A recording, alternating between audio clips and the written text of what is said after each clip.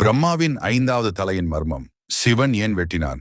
பிரம்மா, இந்த பிரபஞ்சத்தின் படைப்பாளர், 4 திசைகளிலும் நோக்கும் 4 தலைகள், 4 வேதங்களை எடுத்துச் செல்லும் 4 கைகள், தனது துவக்க சக்தியால் உலகத்தை உருவாக்கும் ஒரு தெய்வீக ஆற்றல். ஆனால் அவர் உருவாக்கிய ஒரு அழகிய வடிவம்தான் அவர் வாழ்வில் வந்த மிகப்பெரிய சோதனை. அந்த வடிவம்தான் சதரூபா. அவளை கண்டதும் பிரம்மா அவளின் அழகில் மயங்கி தன் தலைகளை அவளை நோக்கி மாற்றினார். கிழக்கு, மேற்கு, வடக்கு, தெற்கு எல்லா திசைகளிலும் அவளையே பார்ப்பதற்காக பிரம்மா தன் 4 தலைகளையும் சுழற்றினார். ஆனால் சதரூபா மேகங்களில் பறந்ததும் மேல் நோக்கி பார்ப்பதற்காக 5வது தலையும் பிறந்தது. இந்த 5வது தலையின் தோற்றமே அவருக்கு நேர்ந்த பகைத்தனத்தின் தொடக்கம். இந்த செயல் பிரம்மாவுக்கே உரியதல்ல, ஏனெனில் அவர் உருவாக்கியவள் அவரது மகள். அந்த ஆசை தவறானது. அந்த இழிவான எண்ணத்தின் எதிரொலியே சிவனின் கோபத்தை உண்டாக்கியது. அந்த கோபம் எளிதானது அல்ல, அது பைரவமாகி புரண்டெழுந்தது. சிவன் கோபத்தின் திருவடிவம் எடுத்து பைரவாவாக வெளியே வந்தார். அவர் பிரம்மாவின் 5வது தலையை வெட்டினார். ஒரு தெய்வத்தின் மீது செயல்பட்ட இந்த கோபம் சிவனுக்கே பாபமாகிவிட்டது. அந்த வஞ்சகத்தை முடிவுக்கு கொண்டு வந்ததற்காகவே பிக்ஷாடனராக உலகம் முழுவதும் அலைந்தார் சிவன். இந்த 5வது தலை வெட்டப்பட்ட இடம் இன்று பலர் அறிந்த பிரம்மகபாலம். இது வாரணாசிக்கு அருகில் இருக்கும் ஒரு புனித இடம் என நம்பப்படுகிறது.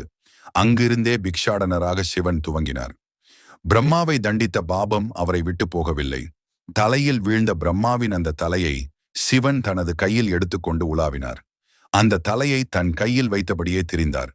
அந்த பாபம் அவரை விட்டு விலக வேண்டுமென எண்ணி யாத்திரை மேற்கொண்டார். இந்த சம்பவத்தின் பிறகு பிரம்மா வழிபாடு கிடைக்கும் இடங்கள் குறைந்தன. இன்று இந்தியாவில் பிரம்மாவுக்கென இருக்கும் கோவில்கள் மிகவும் சிலவே. காயிலாயம், புஷ்கர் போன்ற சில இடங்களில் மட்டுமே பிரம்மாவை பிரதான மூர்த்தியாக வழிபடுகின்றனர். இது ஒரு தெய்வத்தின் தவறான எண்ணம் எப்படி அவரை மக்கள் மனதிலிருந்து விலக்கி வைத்தது என்பதை உணர்த்தும். இந்த கதையின் வெளிப்புறம் புராணமாயிருந்தாலும் அதன் உட்பொருள் மனிதநேயமாயிருக்கிறது. சக்தி இருந்தாலும் அனிச்சை இருந்தால் அதை எதிர்த்து நிற்கும் ஒரு நீதி சக்தி இருக்க வேண்டும். பிரம்மா ஒரு தலைவனாக இருந்தாலும் தவறை செய்தார். சிவன் ஒரு தலைமை தீர்ப்பாளராக தண்டித்தார். ஆனால் அந்த தண்டனை சிவனுக்கும் பாபமாகவே அமைந்தது. இதுவே இந்த கதையின் சத்தியம்.